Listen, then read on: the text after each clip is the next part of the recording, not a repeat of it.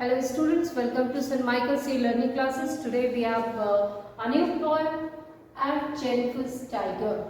The poem that is written by Edwin Rich, the poet who belonged to America, and she was a great known poet, well-known poet. She was an essayist and above she was a feminist also. Actually, in her writing, in her all writings, always of writing a piece of literature that she had created, she has written lots of things about ladies, about their experiences, about their lives, and of course she has raised questions against the patriarchal society, the male-dominating society. And here also the male-dominated society she has discussed, and here also in this poem we find the same. Here the central character is Aunt Jennifer. Aunt Jennifer became a victim of married life. She was not having a good married life. Her experience was not good, and whatever she felt, she expressed through her work of art. This is given in the poem that we will discuss today. Actually, Aunt Jennifer was longing for freedom. She just wanted to lead a stress-free life.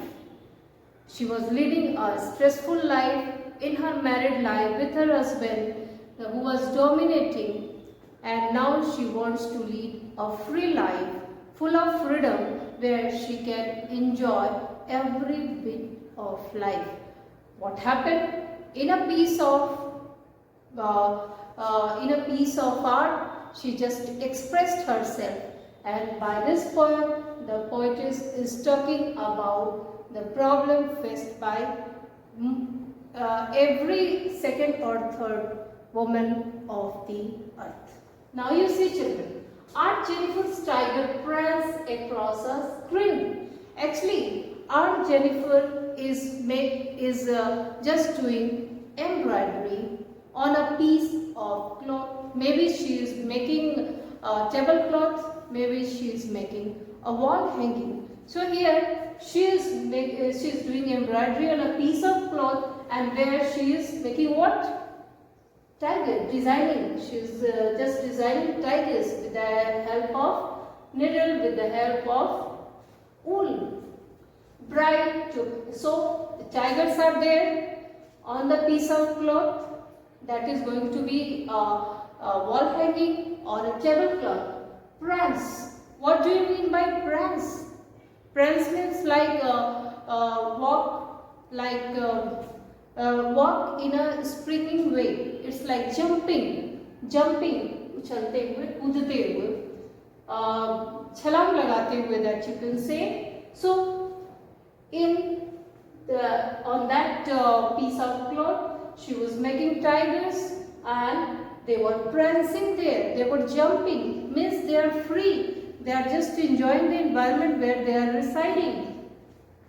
Bright topaz. Topaz, that is of yellow color, you know. Denizens, that's why she is talking about tiger. They are of yellow color, bright yellow color, they are shining. Denizen. Denizen means what? The animal, here you can say on a particular place they are residing. The place they are the citizen, you can say Nivasi, you can say they are residing confidently there. Of a world of green. What is this world of green? It is forest.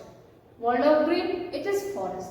So here, in these two lines, the poet is telling that Aunt Jennifer is making a tablecloth embroidery where she is making tigers, and these tigers are jumping, prancing there, and very freely they are enjoying, freely and confidently they are enjoying a world of green. It means forest, and they are of bright yellow color. Understood, I hope. Again I am repeating, Aunt Jennifer is making a piece of art. She is making a tablecloth or wall hanging, and on this she is doing embroidery.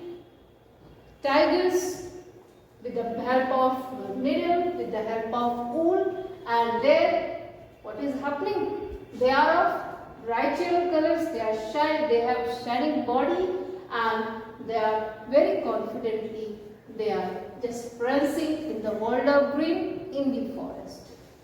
They do not fear the men beneath the tree. There she met tree, there she created men also on that piece of cloth. But these tigers are not afraid of men who are standing beneath the tree. They are prancing continuously, they are jumping, enjoying very confidently in forest. They are not afraid of men. The situation is completely contrasted to the situation faced by Aunt Jennifer. She is not free. She is very much afraid of her husband. She doesn't have a good married life. She was not enjoying the way she should enjoy. She should have to enjoy. That's why here it's telling that her situation is completely contrasted. These tigers, they are happy, they are enjoying confidently, they are not afraid of human being, men who are standing beneath the tree. But Aunt Jennifer, she is very sad, not confident, and of course she is afraid of her husband. They pace, they walk in slick, chivalric certainty. They are quite certain, they are quite confident, they are like majestic, like you can say gentleman, an act of gentleman. So they are very smoothly, here you can say, these animals, these tigers are very smoothly like a gentleman, very confidently. Certainty is also there, निश्चिंता उनके अंदर भरी हुई है, and they are walking, prancing in forest, and they are not afraid of men. Of course, they are of bright topaz color. Here, metaphor is used. Students, here metaphor is used because these tigers are compared to topaz. That's why we can say here metaphor is used. Now you see the literary device. I hope you understood these lines, these 4 lines. In the first 4 lines, the poet is comparing the situation of Aunt Jennifer, who is completely contrasted with the situation of tigers that she is making in the form of tablecloth.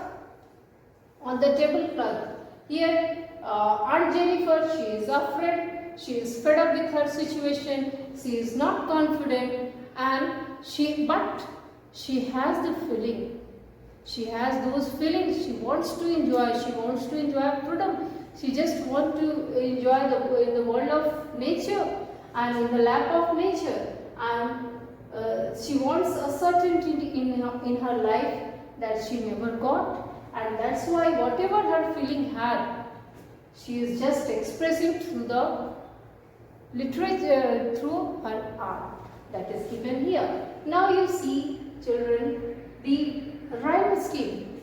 You see, I have already told the last word should be taken. Screen, green, trees, tea. So here, AABB. What is the rhyme scheme? AABB. Now students, if alliteration or assonance is used, it is your homework to find. I have already told metaphor is used here. Now alliteration or assonance is there, or repetition is there, or any other literary device is there. You have to find, you have to do in your homework copy. Now you come to the next. Aunt Jennifer's fingers fluttering, that is trembling, shaking, working in unsteady way. Confidently nahi hai, she is not confident. Through her wool find even the ivory needle hard to pull. So she is afraid, she is sad, and because of excess of work that she has done, and she is so much afraid of her husband that she can't enjoy her hobby, that is making embroidery or wall hanging or tablecloth. So she was afraid that any time her husband can come and she will be in trouble, and that's why, and she was so much sad that even she was not enjoying the work she liked most, making embroidery. So that's why here it is telling that although she is trying to work on that tablecloth or wall hanging, but her fingers were not supporting, they were trembling, they were shaking because of the sadness and because of the hardship of life or because of the trouble that she is facing. The massive weight of uncle's wedding band. What do you mean by wedding band? Wedding band, that is ring. Generally, the wedding ring, that is the most precious gift for men or women, for anybody. That is the precious gift. And the auntie should feel proud for it. Anybody can expect. But here, in this poem, we find the problem that the husband has created and his dominant way, the way he behaved with his wife, and he is not at all happy in her married life, and that's why the wedding band, the ring, the wedding ring is not bringing happiness for her, and that's why it looks very heavy for her, sits heavily upon Aunt Jennifer's hand. And this wedding ring is just like it's a fishing net. The wedding ring has trapped her completely. She doesn't find the way to come out from that wedding ring, the relationship.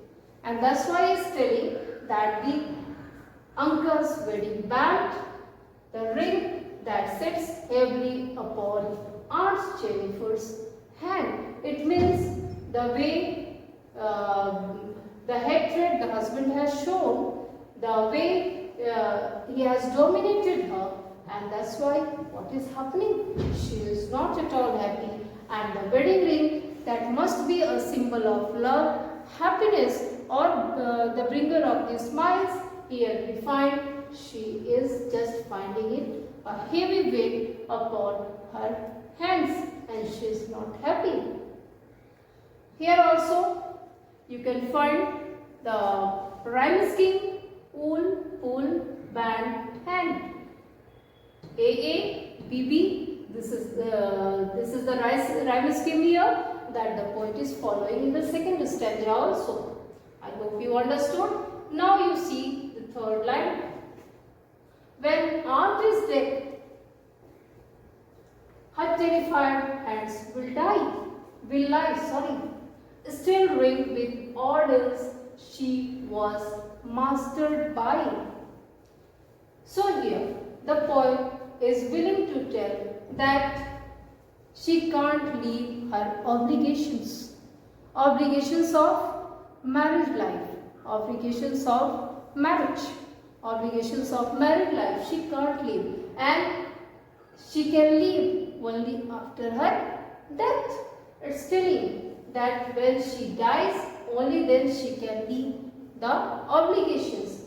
But the ring that she is wearing, the trapping band that she has, it will certainly master her. The whole life she was mastered by this ring, the whole life she was mastered by her husband, and even at the time of death also she will be mastered by it.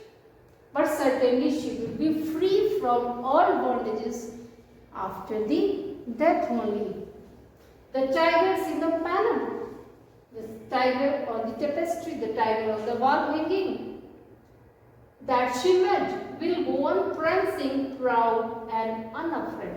She will die, certainly, one day. She will leave the world and she will leave all the obligations after her death, no doubt. The experiences that she had, she will live certainly. And all the things that she faced the whole life, she will live.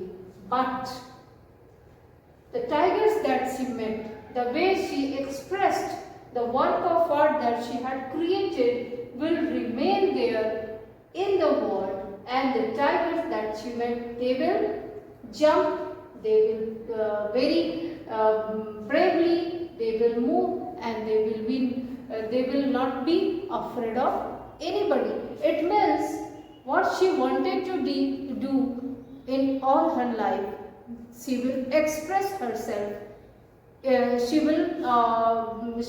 has expressed herself in her poem, and that will certainly go to the world even after death, and that will remain there.